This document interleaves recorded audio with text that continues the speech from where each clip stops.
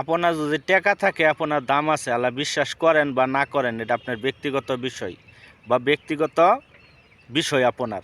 যারা সত্য যারা হাসা এই কথাই বললাম। আপনার যদি টাকা থাকে আপনি সব জায়গাতেই আপনার জন্য শেয়ার একটা খালি থাকবো। কী জন্য বললাম জানেন? টাকা ছাড়া মানুষের কোনো দাম নাই।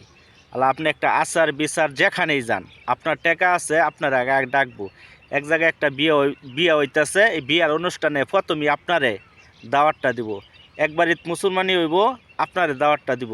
আর যদি আপনার টাকা না থাকে, আপনার টাকা যদি না থাকে আপনার সামনে দিয়া দেখবেন বিয়ার কার্ড আরেকজনটা দিতেছে, আপনার জিগাইবও না।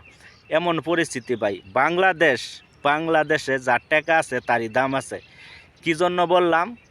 একটা বাজার সদাই করবার যাইবেন, মনে করেন যার টাকা আছে দেখবেন সে মনে করেন বাজার ব্যাগ বইরা টাকা আনতেছে, বাজার টাকা দিয়া বাজার মনে করেন ব্যাগ বইরা আনতেছে। আপনার টাকা নাই, আপনি বাজার করতে পারবেন না।